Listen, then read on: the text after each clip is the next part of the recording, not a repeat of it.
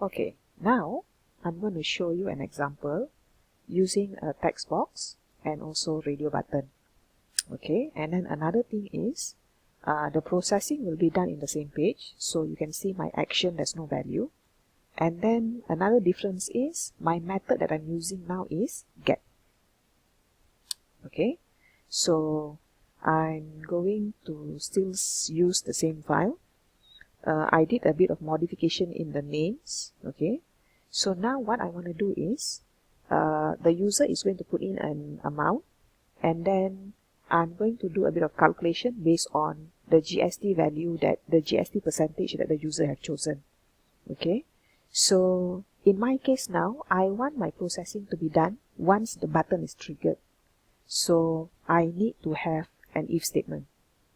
So if I didn't click on the button, when I load the page, nothing is going to happen. So I won't have any kind of error messages. Alright, so now I'm using method get. So I'm going to get that two things from the form, amount and GST value. So I'm going to create a variable. One is amount, and this is going to be taken from the text box. So because my method is get, I have to use get. Make sure it is capital letter, and the name is amount.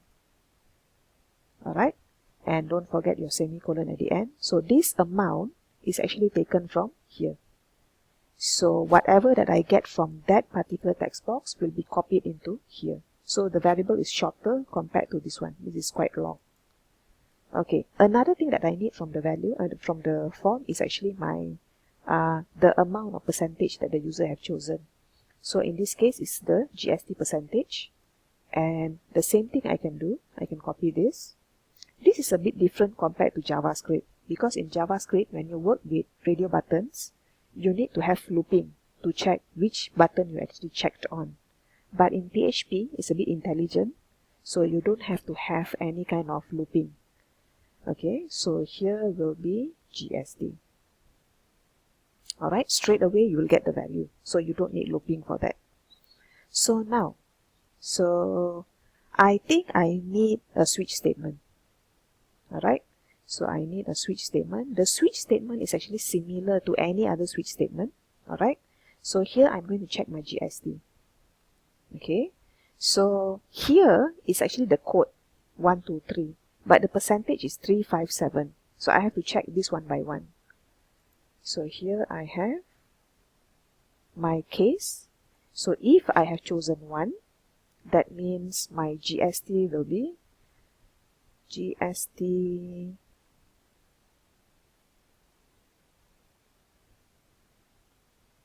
okay, let's change a bit. Okay, make sure, because this is a code, right? So we'll change it to GST code. So this one, the one that I'm checking, is GST code.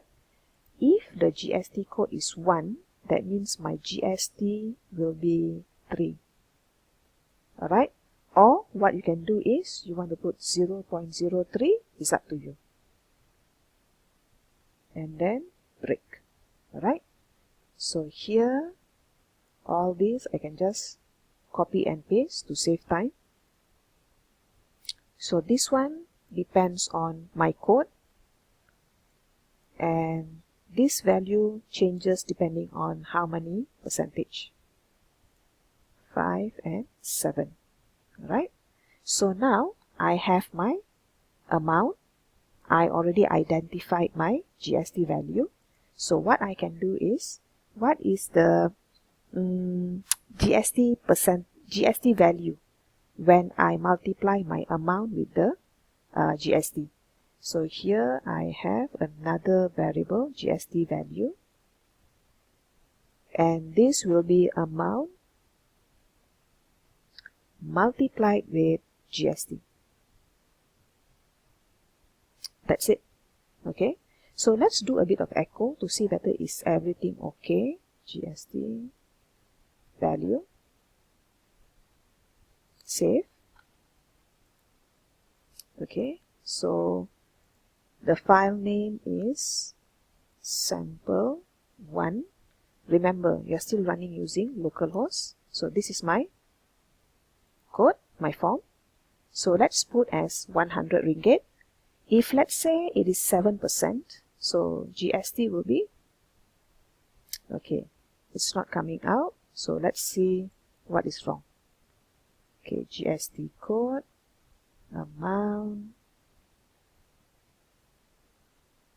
1, 2, 3, break.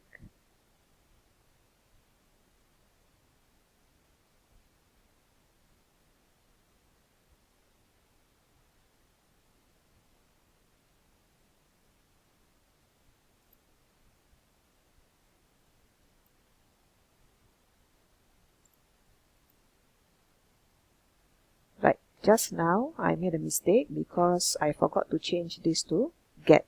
So again, if your method is get, everything must be get. Whatever that you take from the form must be get. If you have post over here, everything must be post. Alright, so this is the answer for it.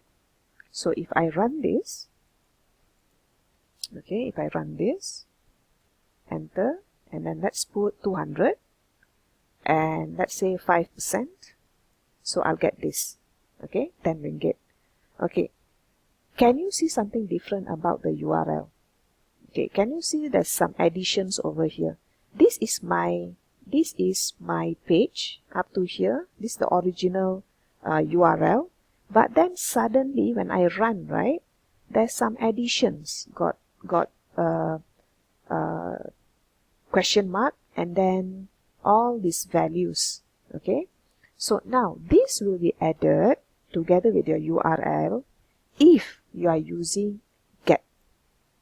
Okay, if your method is get, that means whatever that you are sending from the form to the server will be actually seen at your URL. So it's quite dangerous. So make sure you know when to use get and when not to use get. So if let's say you are taking passwords and username from the user, please do not use method get. If not, all your details can be seen at the URL. That is the difference between post and get. Okay, so make sure you know how to use it.